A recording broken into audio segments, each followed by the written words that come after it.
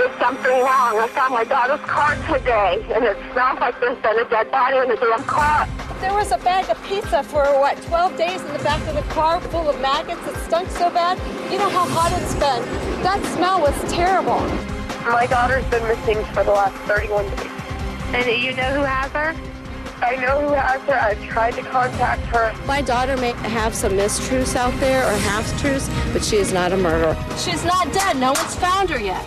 There's certain things that the family can't say. There's certain things that we do know. There's certain things that Casey knows that she can't tell. Everything she says doesn't make any sense. I don't know. I'm not in Casey's head. I'm not a psychiatrist. I thought I was here today to discuss Kaylee, not to defend what my daughter's doing. Let's go back to Netta and Virginia's question regarding how the grandparents went for so long without realizing little Kaylee was missing. Back to Natisha Lance. Natisha, what can you tell me? One of the things, Nancy, is that Casey Anthony was telling her parents that Kaylee was with babysitters. She was at SeaWorld. She was at Cocoa Beach. She was at all these different places. And then she would tell them, oh, I'm going to come home. I'm bringing Kaylee home tomorrow. I'm bringing her home this day. Also telling them that she would let them see Kaylee at certain points in time. Also saying that they would be able to come and get her at different points. So she was kind of leading them on a wild goose chase, and all the while they were never able to see her again. Back to the lines, Patty in Tennessee. Hi, Patty. Hi, Nancy. Just out of curiosity, I know she was lying that she had been working and that she wasn't really paying a nanny, but is there any way for anyone to access to see if she ever claimed or filed an income tax return where she claimed a child care deduction?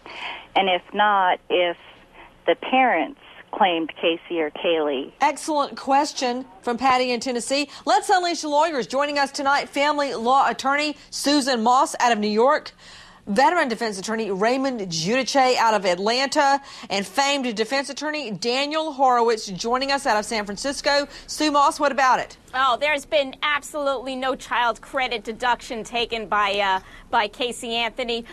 Whether or not her parents took her as a deduction, that I don't know. But what I can tell you is apparently she thinks this is the Paris Hilton jail if she thinks she's going to get a private meeting with her parents. Ray Giudice, don't you have to make some money to file taxes? Well, that's right, and I think the prosecution could clearly subpoena any tax records for Casey. I don't think they'll have the subpoena power that will allow them to get the parents' tax records. I don't think they would be relevant, and I think they'd be private. But I agree with Sue. I doubt there's any tax credit or any trail showing any payment for any nanny. Horowitz, what about the jailhouse meeting? Well, Nancy, this is a bone that I have to pick with our system. Rich people like Bernie Madoff have family meetings in their penthouse. Why, just because they don't have a lot of money, can't they meet privately with their family? I think that she should have that meeting. Yeah, I didn't ask you what you thought in your imaginary world should be. All right? I'm asking you what the law is, what proper procedure is. What about it, Ray? Well, look, I don't like it when the sheriff cuts deals and favors for other defendants.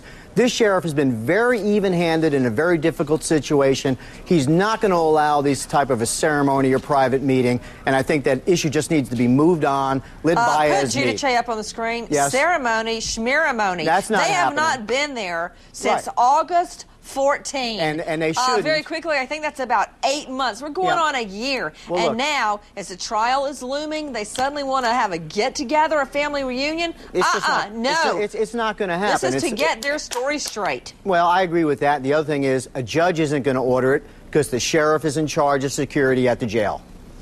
Out to Sandy in Montana. Hi, Sandy.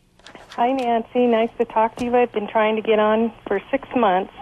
Bless you, and thank you for calling. You're welcome, and bless your babies.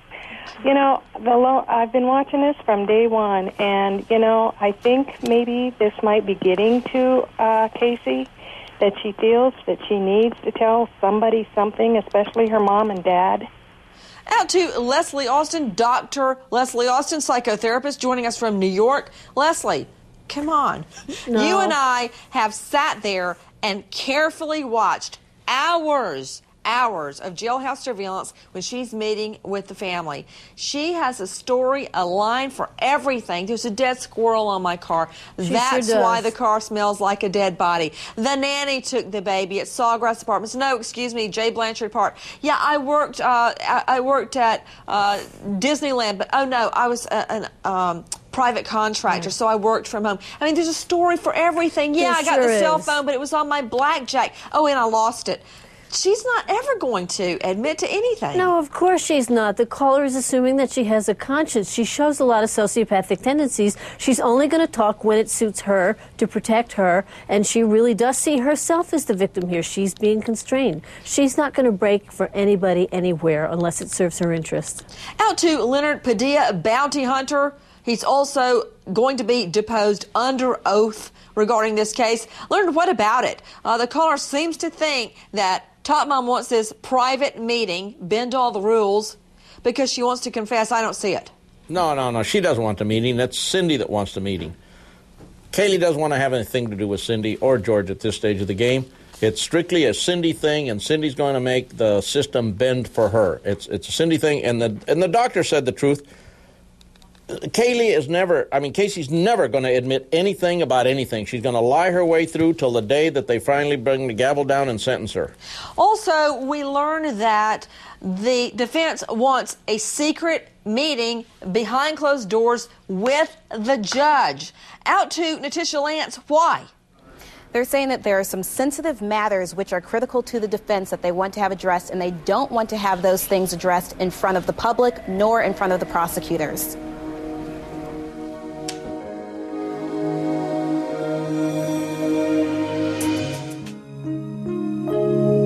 Like a comet blazing across the evening sky.